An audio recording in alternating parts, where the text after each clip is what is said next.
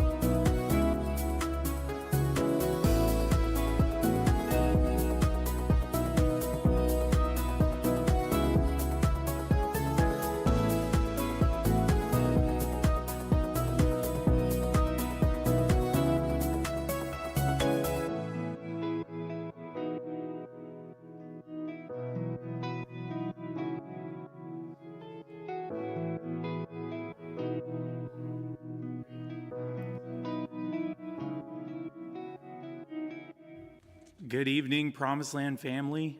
We're so glad to be with you guys on the huddle this evening. As you can tell, I am not Pastor Schulz, and this is not Pastor Brooke. So we were asked to open up tonight before we get ready to read, and we're just so happy about this this tradition, basically, that we have under Bishop Phillips, that proclaiming the word and reading the word out loud and basically soaking the atmosphere in the word at the beginning of the year. So it's really a cool thing that we get to do. And just so you guys are aware, we're streaming right now for the huddle, but we will also be streaming tomorrow evening at 7 p.m. as well. And you can find that on YouTube on our Promised Land Church page. And we're actually going to have multiple languages. Do you know what languages we're going to have tomorrow night? So it seems like we're going to have Italian, German, and French, which is awesome. Wow, that's super cool. So we're not only reading in English, but in different languages as well. That's what heaven's going to be like, multiple languages. So that's very cool, because I know last year, Maylene got to read in a few different languages as well. But this year we have Sister Brewster. She's going to be reading some of those, so that's just really great. So we're actually going to start in Joshua 1 and kind of pick up there, and we're going to start right from the top in the New Living Translation, and you guys can just stay with us, join us, and then we'll conclude in just a little bit. So you want to start from the top? Sounds good. So we've got Joshua 1:1. After the death of Moses, the Lord's servant, the Lord spoke to Joshua, son of Nun, Moses' assistant. He said, "Now that my servant Moses is dead, you must lead my people across the Jordan River into the land I am giving them. I promise you what I promised Moses. Everywhere you go, you will be on land I have given you. From the Negev desert in the south to the Lebanon mountains in the north, from the Euphrates River on the east to the Mediterranean Sea on the west, and all the land of the Hittites. No one will be able to stand their ground against you as long as you live. For I will be with you as I was with Moses. I will not fail you or abandon you. Be strong and courageous, for you will lead my people to possess all the land I swore to give their ancestors. Be strong and very courageous. Obey all the laws Moses gave you. Do not turn away from them, and you will be successful in everything you do. Study this book of the law continually. Meditate on it day and night, so you may be sure to obey all that is written in it. Only then will you succeed. I command you, be strong and courageous. Do not be afraid or discouraged, for the Lord your God is with you wherever you go." Joshua then commanded the leaders of Israel, "Go through the camp and tell the people to get their provisions ready. In 3 days you will cross the Jordan River and take possession of the land the Lord your God has given you." Then Joshua called together the tribes of Reuben, Gad, the half-tribe of Manasseh, and he told them, "Remember what Moses, the servant of the Lord, commanded you. The Lord your God is giving you rest, and he has given you this land. Your wives, children, and cattle may remain here on the east side of the Jordan River, but your warriors, fully armed, must lead the other tribes across the Jordan to help them conquer their territory. Stay with them until the Lord gives rest to them, and as he has given rest to you, and until they too possess the land the Lord your God is giving them. Only then may you settle here on the east side of the Jordan River, in the land that Moses, the servant of the Lord, gave you." They answered Joshua, "We will do whatever you command us, and we will go wherever you send us. We will obey you just as we obeyed Moses, and may the Lord your God be with you as he was with Moses. Anyone who rebels against your word and does not obey your every command will be put to death, so be strong and courageous." Joshua chapter 2, Rahab protects the spies. Then Joshua secretly sent out 2 spies from the Israelite camp at Acacia Grove. He instructed them, "Scout out the land on the other side of the Jordan River, especially around Jericho. So the two men set out and came to the house of a prostitute named Rahab and stayed there that night. But someone told the king of Jericho, "Some Israelites have come here tonight to spy out the land." So the king of Jericho sent orders to Rahab, "Bring out the men who have come into your house, for they have come here to spy out the entire land." Rahab had hidden the two men, but she replied, "Yes, the men were here earlier, but I did not know where they were from." They left the town at dusk as the gates were about to close. "I don't know where they went. If you hurry up, you can probably catch up with them." Actually, she had taken them up to the roof and hidden them beneath bundles of flax she had laid out. So the king's men went looking for the spies along the road leading to the shallow crossings of the Jordan River. And as soon as the king's men had left, the gate of Jericho was shut. Before the spies went to sleep that night, Rahab went up on the roof to talk to them. "I know the Lord has given you this land," she told them. "We are all afraid of you. Everyone in the land is living in terror. For we have heard how the Lord made a dry path for you through the Red Sea when you left Egypt.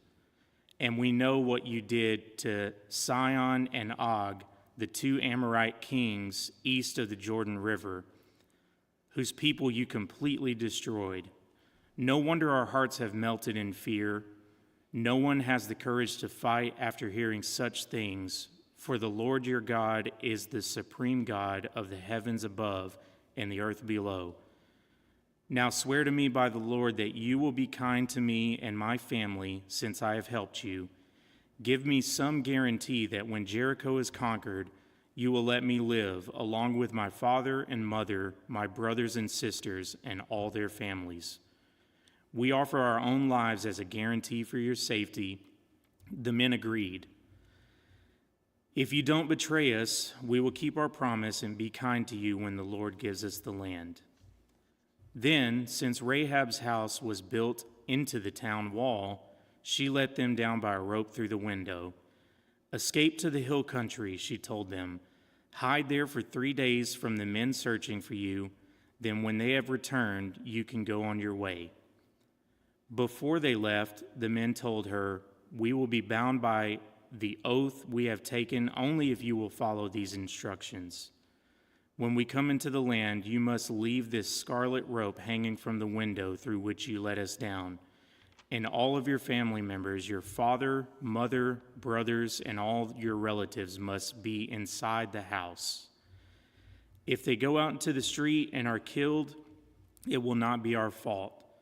But if anyone lays a hand on people inside this house, we will accept the responsibility for their death.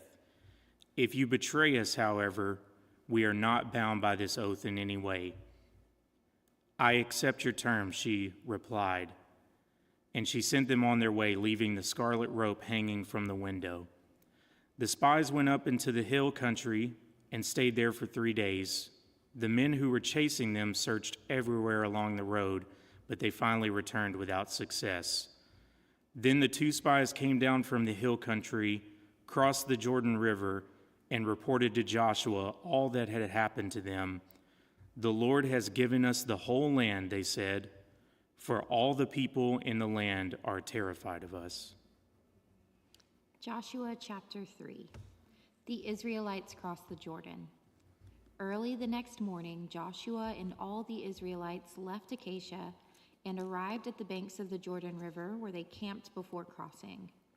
3 days later, the Israelite leaders went through the camp, giving these instructions to the people. "When you see the Levitical priests carrying the Ark of the Covenant of the Lord your God, follow them. Since you have never traveled this way before, they will guide you.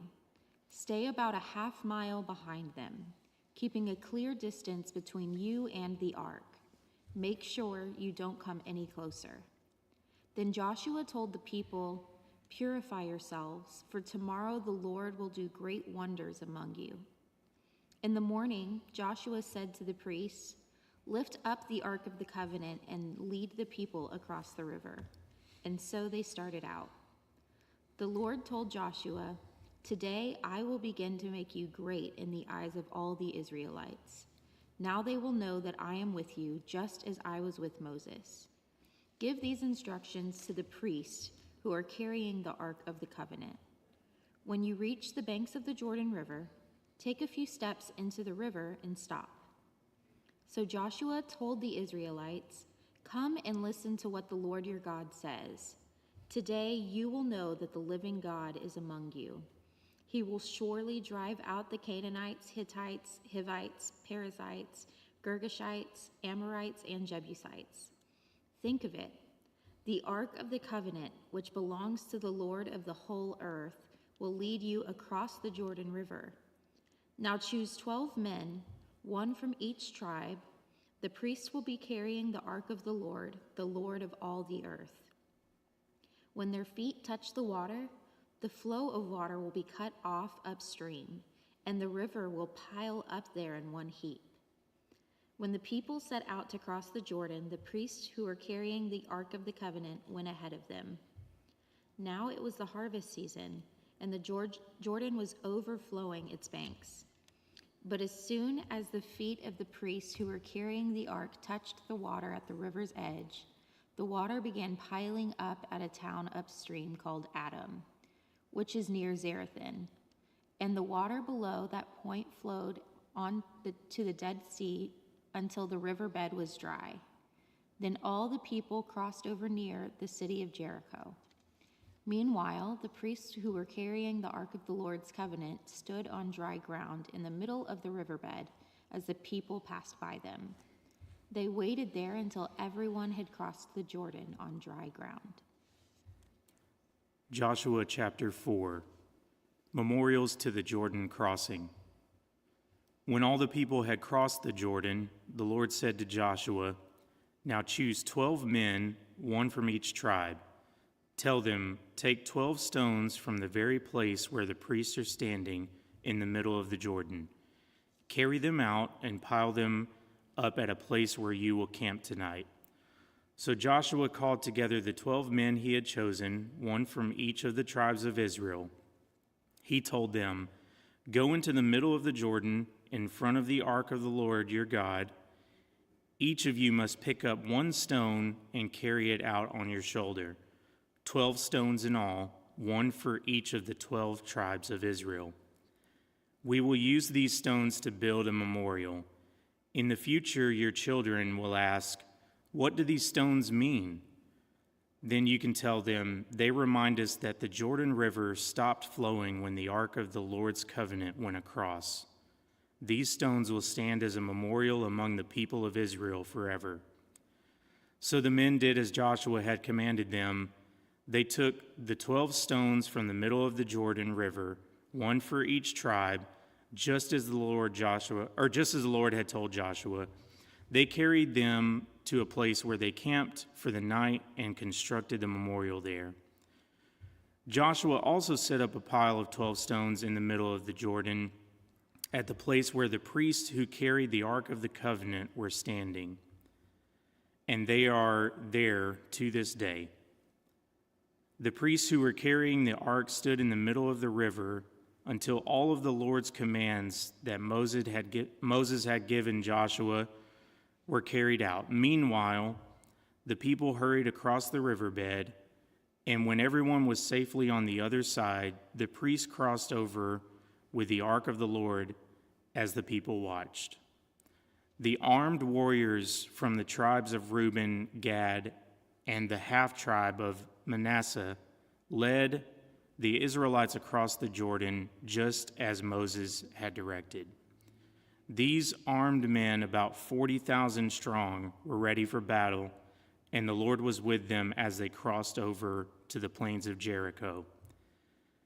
That day the Lord made Joshua a great leader in the eyes of all the Israelites, and for the rest of his life they revered him as much as they revered Moses. The Lord had said to Joshua, "Command the priests carrying the Ark of the Covenant to come up out of the riverbed." So Joshua gave the command.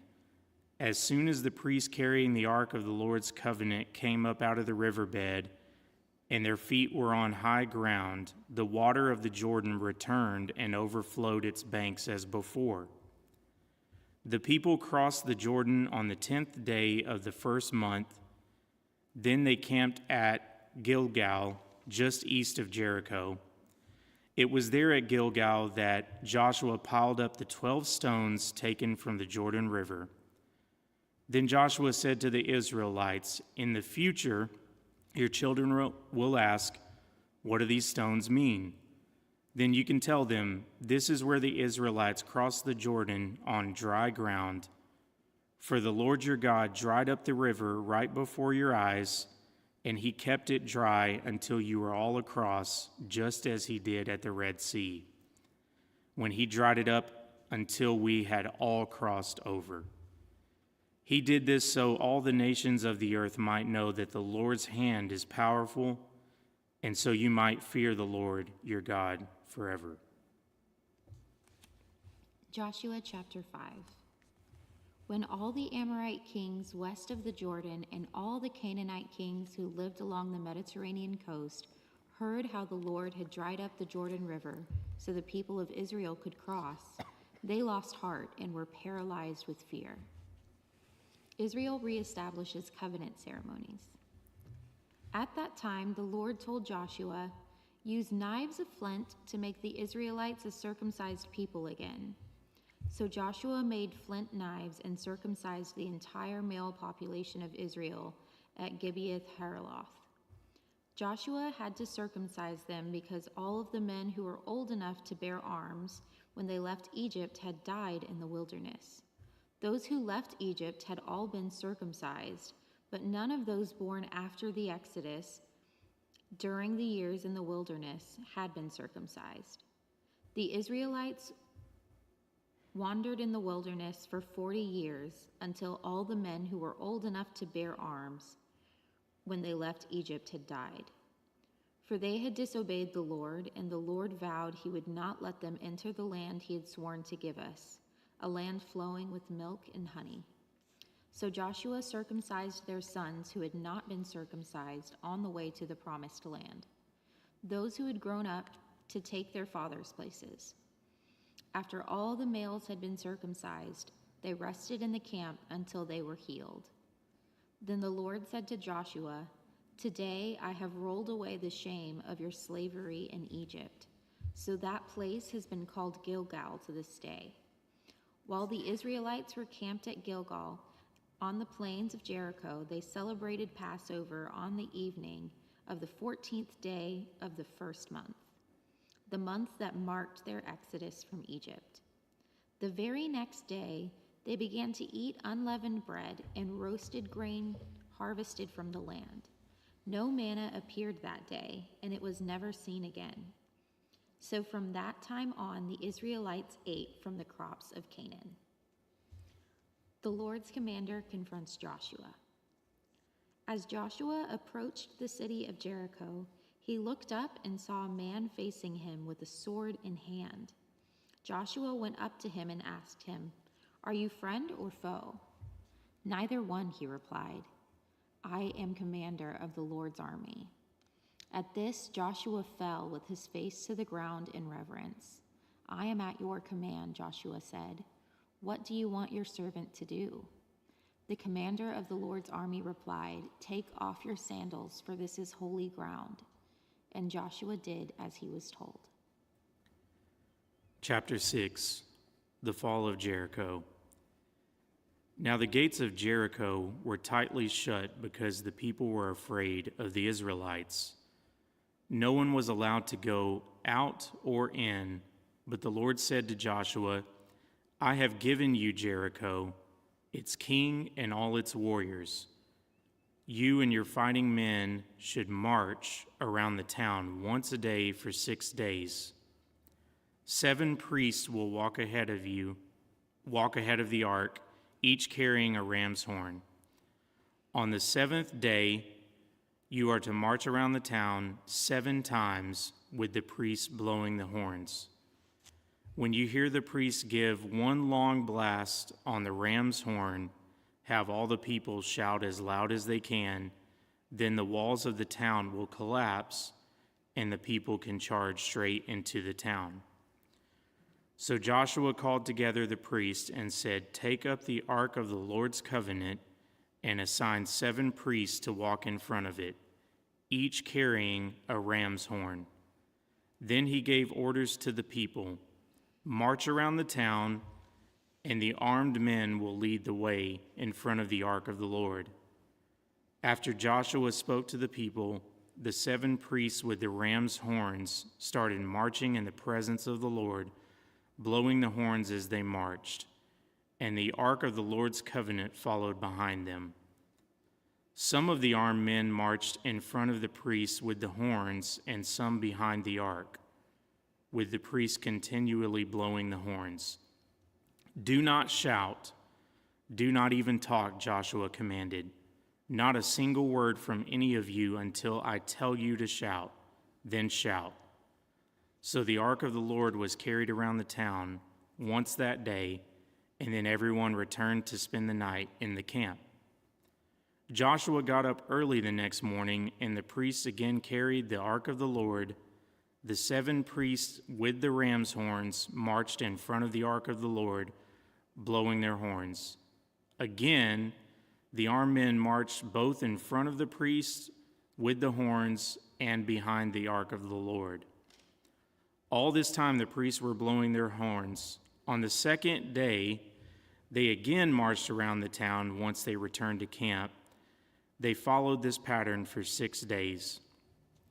On the 7th day, the Israelites got up at dawn and marched around the town as they had done before. But this time they went around the town 7 times. The 7th time around, as the priests sounded the long blast on their horns, Joshua commanded the people, "Shout, for the Lord has given you the town. Jericho and everything in it must be completely destroyed as an offering to the Lord. Only Rahab the prostitute and the others in her house will be spared, for she protected our spies. Do not take any of the things set apart for destruction. Only you yourselves will be completely destroyed, and you will bring trouble on the camp of Israel. Everything made from silver, gold, bronze, or iron is sacred to the Lord and must be brought into his treasury." When the people heard the sound of the ram's horns, they shouted as loud as they could. Suddenly, the walls of Jericho collapsed, and the Israelites charged straight into the town and captured it. They completely destroyed everything in it with their swords, men and women, young and old, cattle, sheep, goats, and donkeys. Meanwhile, Joshua said to the 2 spies, "Keep your promise. Go to the prostitute's house and bring her out along with her family." The men who had been spies went in and brought out Rahab, her father, mother, brothers, and all the other relatives who were with her. They moved her whole family to a safe place near the camp of Israel. Then the Israelites burned the town and everything in it. Only the things made from silver, gold, bronze, or iron were kept for the treasury of the Lord's house. So Joshua spared Rahab the prostitute and her relatives who were there in her house, because she had hidden the spies Joshua sent to Jericho. And she lives among the Israelites to this day. At that time, Joshua invoked this curse: "May the curse of the Lord fall on anyone who tries to rebuild the town of Jericho. At the cost of his firstborn son, he will lay its foundation. At the cost of his youngest son, he will set up its gates." So the Lord was with Joshua, and his reputation spread throughout the land. Chapter 7. Ai defeats the Israelites. But Israel was unfaithful concerning the things set apart for the Lord. A man named Achan had stolen some of the things, so that the Lord was very angry with the Israelites. Achan was the son of Carmi, of the family of Zimri, of the clan of Zerah, and of the tribe of Judah. Joshua sent some of his men from Jericho to spy out the city of Ai, east of Bethel, near Beth-aven. When they returned, they told Joshua, "It's a small town, and it won't take more than 2,000 or 3,000 of us to destroy it. There's no need for all of us to go there." So approximately 3,000 warriors were sent, but they were soundly defeated. The men of Ai chased the Israelites from the city gates as far as the quarries, and they killed about 36 who were retreating down the slope. The Israelites were paralyzed with fear at this turn of events, and their courage melted away. Joshua and the leaders of Israel tore their clothing in dismay, threw dust on their heads, and bowed down facing the ark of the Lord until evening. Then Joshua cried out, "Sovereign Lord, why did you bring us across the Jordan River if you're going to let the Amorites kill us? If only we had been content to stay on the other side. Lord, what am I to say now that Israel has fled from its enemies? For when the Canaanites and all the other people living in the land hear about it, they will surround us and wipe us off the face of the earth. And then what will happen to the honor of your great name?" But the Lord said to Joshua, "Get up. Why are you lying on your face like this? Israel has sinned and broken my covenant. They have stolen the things that I commanded to be set apart for me. And they have not only stolen them, they have also lied about it and hidden the things among their belongings. That is why the Israelites are running from their enemies in defeat. For now Israel has been set apart for destruction. I will not remain with you any longer unless you destroy the things among you that were set apart for destruction. Get up, command the people to purify themselves in preparation for tomorrow. For this is what the Lord, the God of Israel, says. Hidden among you, O Israel, are things set apart for the Lord. You will never defeat your enemies until you remove these things. In the morning you must present yourself by tribes, and the Lord will point out the tribe to which the guilty man belongs. That tribe must come forward with its clans, and the Lord will point out the guilty clan. That clan will then come forward, and the Lord will point out the guilty family. Finally, each member of the guilty family must come one by one. The one who has stolen what was set apart for destruction will himself be burned with fire, along with everything he has, for he has broken the covenant of the Lord and has done a horrible thing in Israel. Achan's sin. Early the next morning, Joshua brought the tribes of Israel before the Lord, and the tribe of Judah was singled out. Then the clans of Judah came forward, and the clan of Zerah was singled out. Then the families of Zerah came before the Lord, and the family of Zimri was singled out. Every member of Zimri's family was brought forward person by person, and Achan was singled out. Then Joshua said to Achan, "My son, give glory to the Lord, the God of Israel, by telling the truth. Make your confession and tell me what you've done. Don't hide it from me."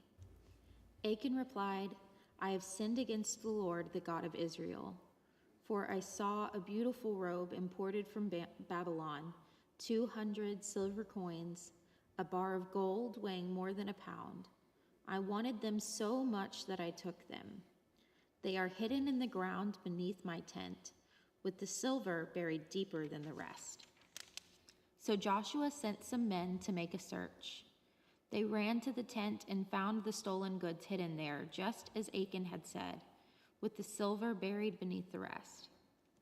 They took the things from the tent and brought them to Joshua and all the Israelites. Then they laid them on the ground in the presence of the Lord. Then Joshua and all the Israelites took Achan, the silver, the robe, the bar of gold, his sons, daughters, cattle, donkeys, sheep, tent, and everything he had, and they brought them to the valley of Achor. Then Joshua said to Achan, "Why have you brought trouble on us? The Lord will now bring trouble on you." And all the Israelites stoned Achan and his family and burned their bodies. They piled a great heap of stones over Achan, which remains to this day. That is why the place has been called the Valley of Trouble ever since. So the Lord was no longer angry. Joshua chapter 8, the Israelites defeat Ai. Then the Lord said to Joshua, "Do not be afraid or discouraged. Take all your fighting men and attack Ai, for I have given you the king of Ai, his people, his town, and his land. You will destroy them as you destroyed Jericho and its king, but this time you may keep the plunder and the livestock for yourselves. Set an ambush behind the town." So Joshua and all the fighting men set out to attack Ai. Joshua chose 30,000 of his best warriors and sent them out at night with these orders: hide in ambush close behind the town and be ready for action. When our main army attacks, the men of Ai will come out to fight as they did before, and we will run away from them. We will let them chase us until we have drawn them away from the town, for they will say, "The Israelites are running away from us as they did before." Then while we are running from them, you will jump up from your ambush and take possession of the town. For the Lord your God will give it to you. Set the town on fire as the Lord has commanded. You have your orders. So they left and went to the place of ambush between Bethel and the west side of Ai. But Joshua remained among the people in the camp that night. Early the next morning, Joshua roused his men and started towards Ai, accompanied by the elders of Israel. All the fighting men who were with Joshua marched in front of the town and camped on the north side of Ai, with a valley between them and the town. That night, Joshua sent about 5,000 men to lie in ambush between Bethel and Ai on the west side of the town. So they stationed the main army north of the town and the ambush west of the town. Joshua himself spent the night in the valley. When the king of Ai saw the Israelites across the valley, he and all his army hurried out early in the morning and attacked the Israelites at a place overlooking the Jordan Valley. But he didn't realize there was an ambush behind the town. Joshua and the Israelite army fled toward the wilderness as though they were badly beaten. Then all the men in the town were called out to chase after them. In this way, they were lured away from the town. There was not a man left in Ai or Bethel who did not chase after the Israelites, and the town was left wide open. Then the Lord said to Joshua, "Point the spear in your hand towards Ai, for I will hand the town over to you." Joshua did as he was commanded. As soon as Joshua gave this signal, all the men in ambush jumped up from their position and poured into the town. They quickly captured it and set it on fire. When the men of Ai looked behind them, smoke from the town was filling the sky, and they had nowhere to go. For the Israelites who fled in the direction of the wilderness now turned on their pursuers. When Joshua and all the other Israelites saw that the ambush had succeeded and that the smoke was rising from the town, they turned and attacked the men of Ai. Meanwhile, the Israelites who were inside the town came out and attacked the enemy from the rear. So the men of Ai were caught in the middle, with Israelite fighters on both sides. Israel attacked them, and not a single person survived or escaped. Only the king of Ai was taken alive and brought to Joshua. When the Israelite army finished chasing and killing all of the men of Ai in the open fields, they went back and finished off everyone inside. So the entire population of Ai, including men and women, was wiped out that day, 12,000 in all. For Joshua kept holding out his spear until everyone who had lived in Ai was completely destroyed. Only the livestock and the treasures of the town were not destroyed, for the Israelites kept these as plunder for themselves, as the Lord had commanded Joshua. So Joshua burned the town of Ai, and it became a permanent mound of ruins, desolate to this very day. Joshua impaled the king of Ai on a sharpened pole and left him there until evening. At sunset, the Israelites took down the body as Joshua commanded and threw it in front of the town gate. They piled a great heap of stones over him that can still be seen today. The Lord's covenant renewed. Then Joshua built an altar to the Lord, the God of Israel, on Mount Ebal. He followed the commands that Moses, the Lord's servant, had written in the book of instruction. Make me an altar from stones that are uncut and have not been shaped with iron tools. Then on the altar they presented burnt offerings and peace offerings to the Lord. And as the Israelites watched, Joshua copied onto the stones of the altar the instructions Moses had given them. Then all the Israelites, foreigners and native-born alike, along with the elders, officers, and judges, were divided into two groups.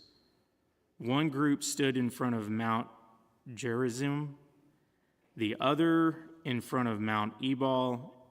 Each group faced the other, and between them stood the Levitical priests carrying the Ark of the Lord's covenant. This was all done according to the commands that Moses, the servant of the Lord, had previously given for blessing the people of Israel. Joshua then read to them all the blessings and curses Moses had written in the book of instruction. Every word of every command that Moses had ever given was read to the entire assembly of Israel, including the women and children and the foreigners who lived among them. Chapter 9. The Gibeonites deceive Israel. Now all the kings west of the Jordan heard about what had happened. These were the kings of the Hittites, Amorites, Canaanites, Perizzites, Hivites, and Jebusites, who lived in the hill country in the western foothills and along the coast of the Mediterranean Sea, as far north as the Lebanon mountains. These kings quickly combined their armies to fight against Joshua and the Israelites. But when the people of Gibeon heard what had happened to Jericho and Ai, they resorted to deception to save themselves.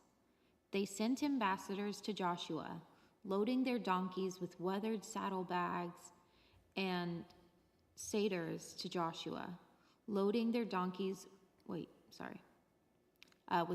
weathered saddlebags and old patched wineskins.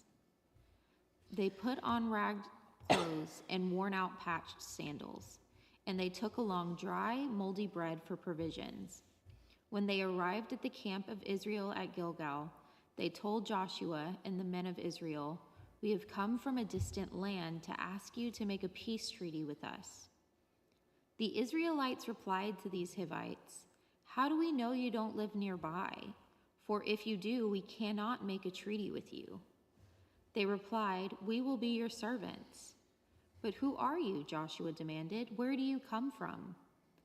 They answered, "We are from a very distant country.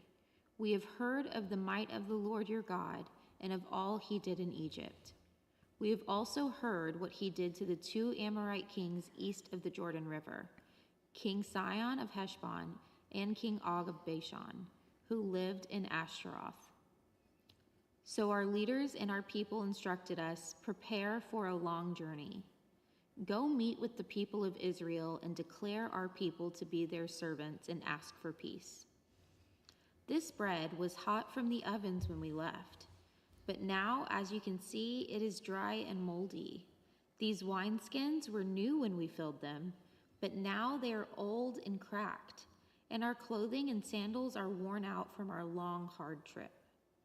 So the Israelite leaders examined their bread, but they did not consult the Lord. Then Joshua went ahead and signed a peace treaty with them, and the leaders of Israel ratified their agreement with a binding oath. 3 days later, the facts came out. These people of Gibeon lived nearby. The Israelites set out at once to investigate and reached the town in 3 days. The names of these towns were Gibeon, Kephirah, Beeroth, and Kiriath Jearim. But the Israelites did not attack the towns, for their leaders had made a vow to the Lord, the God of Israel. The people of Israel grumbled against their leaders because of the treaty. But the leaders replied, "We have sworn an oath in the presence of the Lord, the God of Israel. We cannot touch them. We must let them live, for God would be angry with us if we broke our oath. Let them live, but we will make them chop the wood and carry the water for the entire community." So the Israelites kept their promise to the Gibeonites. But Joshua called together the Gibeonite leaders and said, "Why did you lie to us? Why did you say you live in a distant land when you live right here among us? May you be cursed. From now on, you will chop wood and carry water for the house of my God." They replied, "We did it because we were told that the Lord your God instructed his servant Moses to conquer this entire land and destroy all people living in it. So we feared for our lives because of you. That is why we have done it. Now we are at your mercy. Do whatever you think is right." Joshua did not allow the people of Israel to kill them. But that day he made the Gibeonites the wood choppers and water carriers for the people of Israel and for the altar of the Lord, wherever the Lord would choose to build it. That arrangement continues to this day. Joshua chapter 10. Israel defeats the southern armies. Adoni-Zedek, king of Jerusalem, heard that Joshua had captured and completely destroyed Ai and killed its king, just as he had destroyed the town of Jericho and killed its king. He also learned that the Gibeonites had made peace with Israel and were now their allies. He and his people became very afraid when they heard all of this, because Gibeon was a large town, as large as the royal cities and larger than Ai, and the Gibeonite men were strong warriors.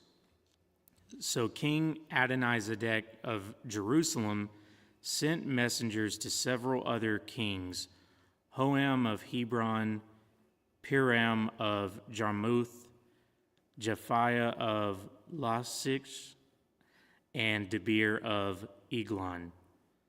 Come and help me destroy Gibeon, he urged them. For they have made peace with Joshua and the people of Israel. So these 5 Amorite kings combined their armies for a united attack. They moved all their troops into place and attacked Gibeon. The men of Gibeon quickly sent messengers to Joshua at his camp in Gilgal. "Don't abandon your servants now," they pleaded. "Come at once, save us, help us, for all the Amorite kings who live in the hill country have joined forces to attack us." So Joshua and his entire army, including his best warriors, left Gilgal and set out for Gibeon. "Do not be afraid of them," the Lord said to Joshua, "for I have given you victory over them. Not a single one of them will be able to stand up to you." Joshua traveled all night from Gilgal and took the Amorite armies by surprise. The Lord threw them into a panic, and the Israelites slaughtered great numbers of them at Gibeon. Then the Israelites chased the enemy along the road to Beth Horon, killing them along the way of Azekah and Makkedah.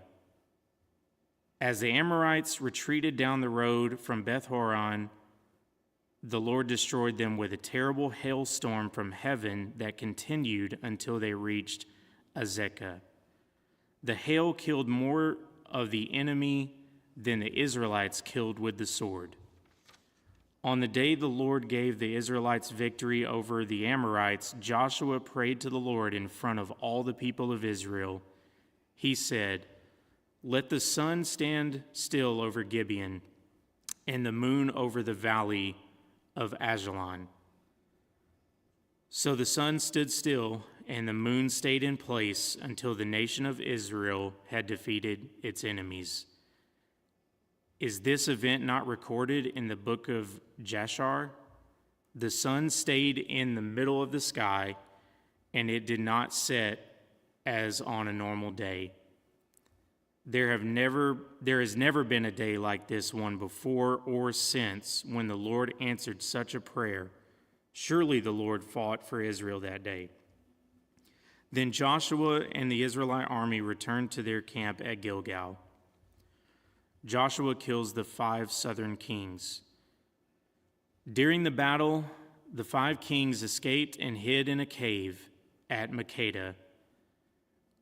When Joshua heard that they had been found, he issued this command: cover the opening of the cave with large rocks and place guards at the entrance to keep the kings inside. The rest of you continue chasing the enemy and cut them down from the rear. Don't give them a chance to get back to their towns, for the Lord your God has given you victory over them. So Joshua and the Israelite army continued the slaughter and completely crushed the enemy. They totally wiped out the 5 armies except for a tiny remnant that managed to reach the fortified towns. Then the Israelites returned safely to Joshua in the camp of Makkedah. After that, no one dared to speak even a word against Israel. Then Joshua said, remove the rocks covering the opening of the cave and bring the 5 kings to me. So they brought the 5 kings out of the cave, the kings of Jerusalem, Hebron, Jarmuth, Lachish, and Eglon. When they brought them out, Joshua told the commanders of his army, come and put your foot on the king's necks, and they did as they were told. Don't ever be afraid or discouraged, Joshua told his men. Be strong and courageous, for the Lord is going to do this to all of your enemies. Then Joshua killed each of the 5 kings and impaled them on 5 sharpened poles, where they hung until evening. As the sun was going down, Joshua gave his instructions for the bodies of the kings to be taken down from the poles and thrown into the cave where they had been hiding. Then they covered the opening of the cave with a pile of large rocks, which remains to this very day. Israel destroys the southern towns. That same day, Joshua captured and destroyed the town of Makkedah. He killed everyone in it, including the king, leaving no survivors. He destroyed them all, and he killed the king of Makkedah as he had killed the king of Jericho. Then Joshua and the Israelites went to Libnah and attacked it. There, too, the Lord gave them the town and its king. He killed everyone in it, leaving no survivors. Then Joshua killed the king of Libnah as he had killed the king of Jericho. From Libnah, Joshua and the Israelites went to Lachish and attacked it. Here again, the Lord gave them Lachish. Joshua took it on the 2nd day and killed everyone in it, just as he had done in Libnah. During the attack on Lachish, King Horam of Jazer arrived with his army to help defend the town, but Joshua's men killed him and his army, leaving no survivors. Then Joshua and the Israelite army went on to Eglon and attacked it. They captured it that day and killed everyone in it. He completely destroyed everyone, just as he had done at Lachish. From Eglon, Joshua and the Israelite army went up to Hebron and attacked it. They captured the town and killed everyone in it, including its king, leaving no survivors. They did the same thing to all of its surrounding villages. And just as he had done at Eglon, he completely destroyed the entire population. Then Joshua and the Israelites turned back and attacked Debir. He captured the town, its king, and all of its surrounding villages. He completely destroyed everyone in it, leaving no survivors. He did to Debir and its king just what he had done to Hebron and Libnah and its king. So Joshua conquered the whole region, the kings and people of the hill country, the Negev, the western foothills, and the mountain slopes. He completely destroyed everyone in the land, leaving no survivors, just as the Lord, the God of Israel, had commanded. Joshua slaughtered them from Kadesh Barnea to Gaza, and from the region around the towns of Goshen up to Gibeon.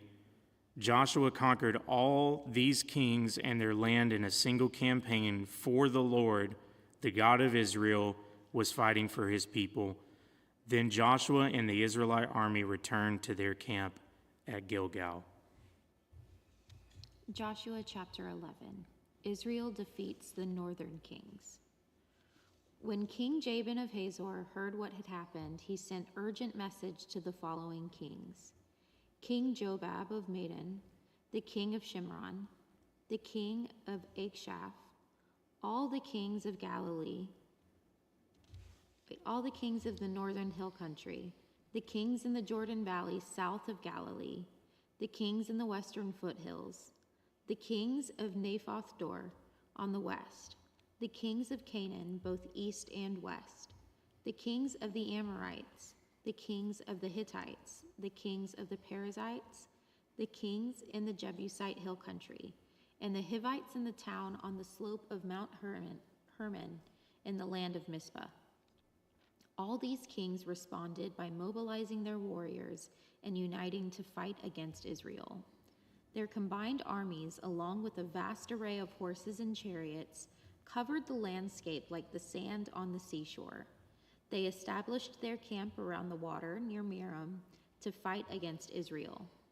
Then the Lord said to Joshua, "Do not be afraid of them.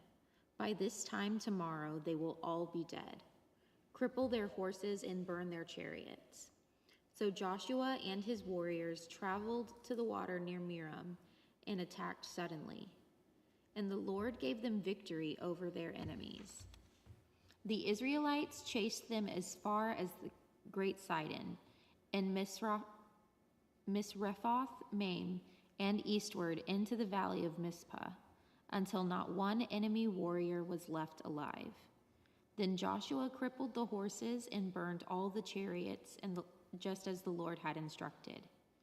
Joshua then turned back and captured Hazor and killed its king. Hazor had at one time been the capital of the federation of all these kingdoms.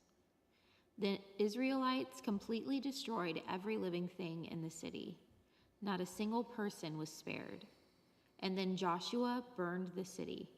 Joshua slaughtered all the other kings and their people, completely destroying them, just as Moses, the servant of the Lord, had commanded.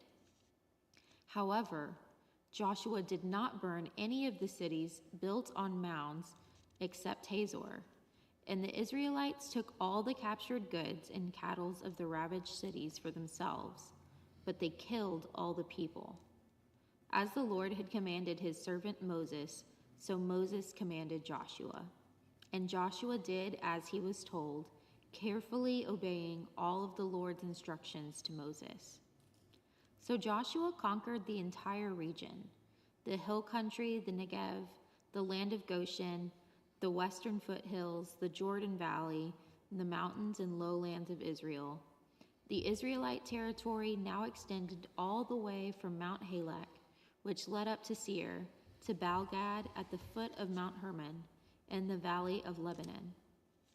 Joshua killed all the kings of those territories, waging war for a long time to accomplish this. No one in this region made peace with the Israelites except the Hivites of Gibeon. All the others were defeated. For the Lord hardened their hearts and caused them to fight the Israelites instead of asking for peace.